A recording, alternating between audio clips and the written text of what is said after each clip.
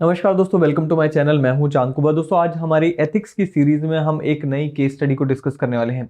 ये एक ऐसी केस स्टडी है, एक ऐसी सिचुएशन है जो कि अक्सर मीडिया पर्सन्स के सामने आती रहती है। आज हम जानेंगे कि मीडिया पर्सन्स के लिए कोड ऑफ कंडक्ट कैसा होना चाहिए, हमारी पार्लियामेंट के द्वारा किस तरह के कोड ऑफ कंडक्ट की स्टैब्लिशमेंट की गई है। साथ ही में जानेंगे कि एक गिवन कम्युनल टेंशन की सिचुएशन में एक मीडिया पर्सन को किस तरह से बिहेव करना चाहिए, खास करके एक ऐसी सिचुएशन में जहां की उसकी एक रिपोर्ट या तो कम्युनल टेंशंस को और ज्यादा बढ़ावा दे सकती है या फिर कम्युनल टेंशंस को खत्म करने में मदद कर सकती है। सो मुझे उम्मीद है कि काफी कुछ नया सीखने को मिलेगा। चलिए शुरुआत करते हैं आज के इस सेशन से।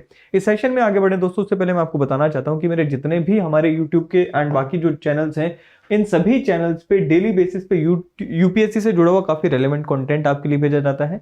आप अगर यूपीएससी की तैयारी कर रहे हैं तो इन चैनल्स को ज्वाइन कर सकते हैं। बात करते हैं हमारी आज की इस केस स्टडी से। देखिए, पहले मैं आपके लिए केस स्टडी पढ़ूंगा, उसके बाद हम इसके ऊपर डिस्कशन करेंगे। कहता है जी, you are a media reporter with a news channel. You were deployed to report in an area where communal tensions are high and communal riots are going on. So आप एक मीडिया रिपोर्टर हो, आपको एक ऐसी जगह पर भेजा गया है जहां पर कम्युनल टेंशंस चल रही हैं एंड कहते जी टेंशंस के साथ कम्युनल राइट्स चल रहे हैं। After 3 days of struggle, the administration declared that the situation is under control now. You were called back to your office as your editor-in-chief was not visibly happy with your reporting, as you could not report an unique incident which could help promote TRPs for the channel. So basically क्या है, 3 दिन से आप वहां थे, आप वहां पे कुछ ऐसा नया रिपोर्ट नहीं कर पाए जिसकी वजह से आपके चैनल की टीआरपी बढ़ जाती, जिसकी वजह से आपके एडिटर इन चीफ जो है वो आपसे नाखुश नजर आ रहे हैं। और उधर से प्रशासन ने ये डिक्लेयर कर दिया कि भाई 3 दिनों की मुशक्कत के बाद फाइनली कम्युनल टेंशन कंट्रोल में है। अब कहता है जी, अगले दिन सुबह जब आपको बुलाया गया, उससे अगले दिन सुबह आप अपने ऑफिस के लिए निकल रहे थे। जब आप इस शहर को, जहां पे कम्युनल टेंशन चल रही है, इस शहर को छोड़कर अपने दफ्तर या जिस शहर में आपका दफ्तर है उसकी तरफ निकल रहे थे, early in the morning while you were moving out of the area, you noticed an incident and recorded it on your camera. The incident is as follow. So आप जब अगले दिन अपने शहर के लिए, अपने दफ्तर के लिए निकल रहे थे, तो ये जो शहर है जहां पर कम्युनल वायलेंस चल रही है, यहां पर आपने सुबह सुबह कुछ मिसक्रिएंट्स को देखा जो कि कुछ हरकतें करते हुए पाए जाते हैं और आपने उनको रिकॉर्ड कर लिया। क्या आपने रिकॉर्ड किया? कहते जी, some anti social elements through some impure things at the gate of a religious place to make it impure and to reignite the fire of communal tension. कुछ एंटी सोशल एलिमेंट्स ने कुछ अपवित्र वस्तुओं को किसी धार्मिक स्थान के द्वार पर फेंका और उसे इम्प्योर करने की कोशिश की, अपवित्र करने की कोशिश की। मकसद सिर्फ इतना था कि ये जो कम्युनल टेंशन है, सांप्रदायिक हिंसा है, इसे फिर से रीइग्नाइट किया जा सके। कहते जी, suppose you are the only person who is witness to the incident and have record of it. You know, if you send this recording to your channel, it will be a big boost for your channel and will enhance TRPs for your channel and your career. But at the same time, it has potential to reignite the communal tension in the area. अब कहते जी, आप इकलौते हो जिसने ये record किया, आप इसको भेज दो अपने चैनल को तो टीआरपी बढ़ जाएगी। लेकिन आप अगर ऐसा नहीं करते हो तो आपने अकेले ने इसको देखा है, एंड अगर आप ऐसा नहीं करते हो तो कम्युनल टेंशन जो है वो थम सकती है, जो भी कंट्रोल में है। कहते हैं जी, अगर आप इसको भेजते हो, टीआरपी बढ़ जाती है, आपका करियर ग्रो हो जाएगा, right? But at the same time उससे होगा क्या? Reignite the communal tension in the area. What are the ethical dilemmas in the situation? What are options available to you and which is the most suitable option that you would choose and why? So ये 3 question आपको यहाँ पे बताने हैं। अगर आप हिंदी में पढ़ना चाहें तो सेम चीज को हिंदी में यहाँ पे लिखा हुआ है, आप इसका स्क्रीनशॉट ले सकते हैं। चलिए बात करते हैं कुछ मीडिया एथिक्स की।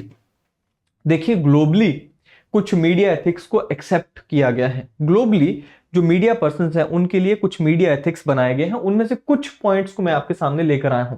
सबसे पहले, मीडिया के जो लोग हैं उन्हें ऑनेस्ट एंड फेयर होना चाहिए इन देयर रिपोर्टिंग। कहते हैं जी, duty not to falsify the picture and to use them in a misleading manner.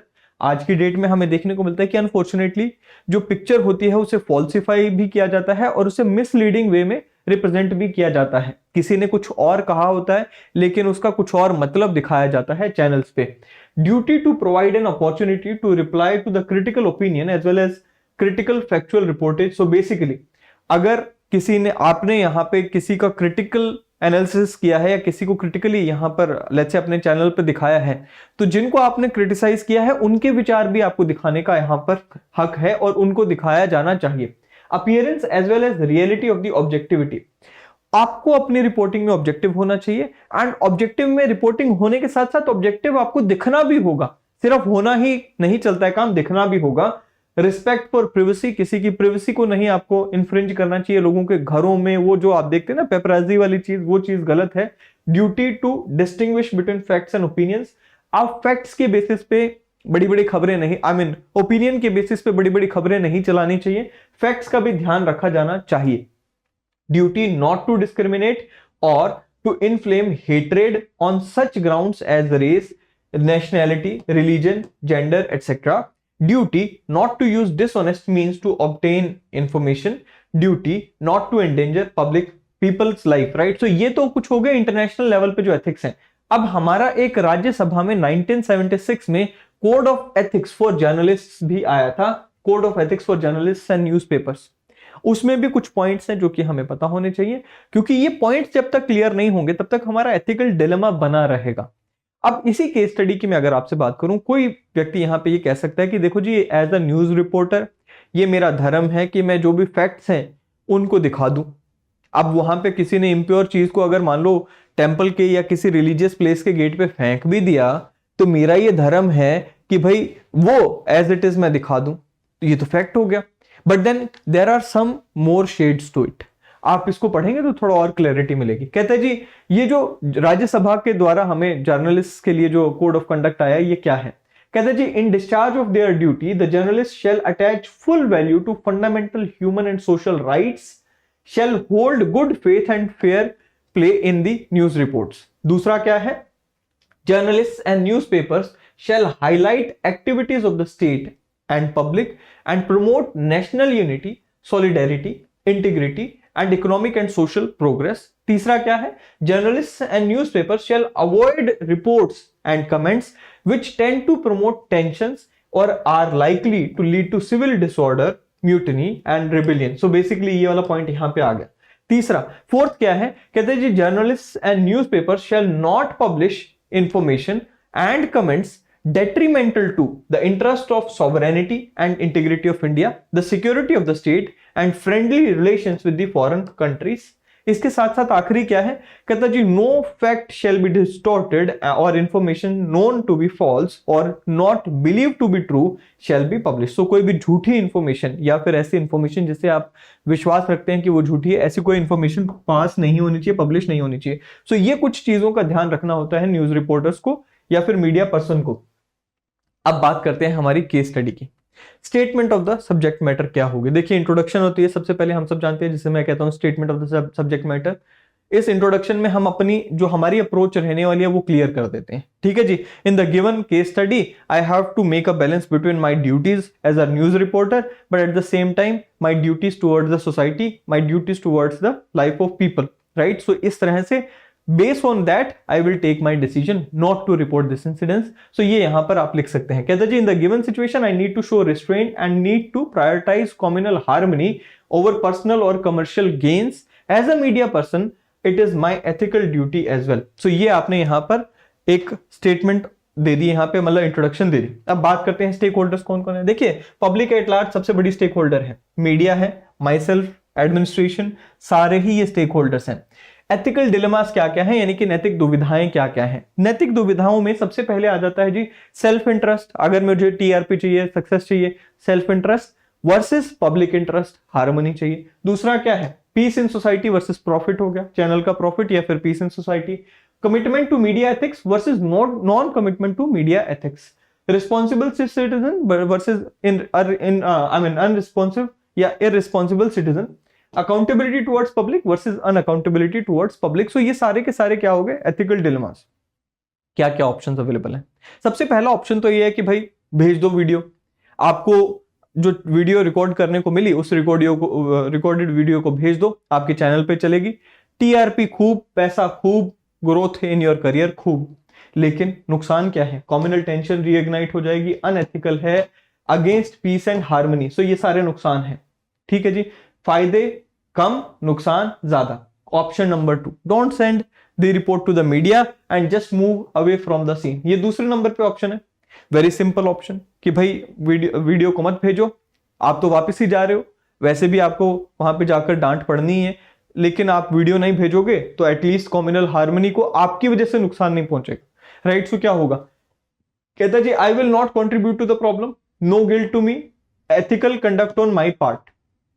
But still remember, क्योंकि किसी ने कुछ अपवित्र वस्तुओं को एक धार्मिक स्थान के बाहर फेंक दिया है, सो इससे ये तो कहीं पे भी इंश्योर नहीं हो रहा कि भाई वहां पर कम्युनल डिसहार्मनी नहीं होगी, क्योंकि यहां पर किसी ने अगर ऐसा कर दिया है तो कम्युनल डिसहार्मनी तो अभी भी हो जाएगी, क्योंकि वहां पर उस चीज को जिसने गलत कर दिया है उसको किसी ने सही नहीं किया है।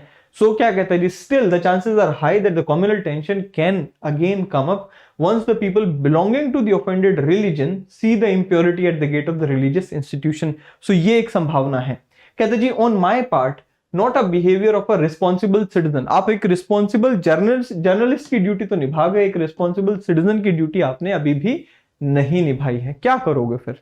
थर्ड ऑप्शन कहता है जी, सबसे पहले वीडियो तो नहीं भेजूंगा, will not send the video to the channel, will inform the police. अब ये दूसरा एक पॉजिटिव स्टेप क्या हुआ कि पुलिस को इन्फॉर्म करूंगा about the incident and call them immediately on the spot. ये एक पॉजिटिव कदम हो गया। तीसरा क्या है? Will ensure that the impure offending substances are removed from the gate of the religious institution. इस चीज को इंश्योर करना जरूरी है। तीसरा कहते जी, will try to ensure that common masses should not know about the incidents. Common masses को पता नहीं चलना चाहिए कि सुबह सुबह कुछ गड़बड़ हुई थी, अगर पता चला तो फिर अपने आप दंगे भड़केंगे। कहता जी, may narrate this incidents later on to inspire the other journalist to be ethical in their conduct. So later on आप इस इंसिडेंट्स के बारे में बाकी जर्नलिस्ट को बता सकते हैं, सो दैट एक अच्छा संदेश उन तक पहुंच सके। ठीक है जी, अब इसके फायदे क्या है? My conduct is in consonance with the media ethics, behaviour of a responsible citizen, peace and harmony in the society and self satisfaction मिलती है। राइट, नुकसान क्या क्या है? इमीडिएटली आपके चैनल को टीआरपी नहीं मिलेगी, इमीडिएटली प्रोफेशनली आपको कोई एक्स्ट्रा सक्सेस यहां से जो मिल सकता था वो नहीं मिलेगा। ये दो नुकसान है, बट फायदों के सामने ये दोनों नुकसान ही कम है। सो ये था आज का हमारा केस स्टडी, जिसमें हमने मीडिया एथिक्स की बात करी, जिसमें किस तरह से आपको as a responsible media personnel काम करना चाहिए उसको हमने देखा। आई होप कि ये केस स्टडी आपको पसंद आए, वीडियो पसंद आए। चैनल को, वीडियो को लाइक, शेयर, सब्सक्राइब करना ना भूलें। अगले सेशन में मिलेंगे। Till then thank you, have a great day ahead.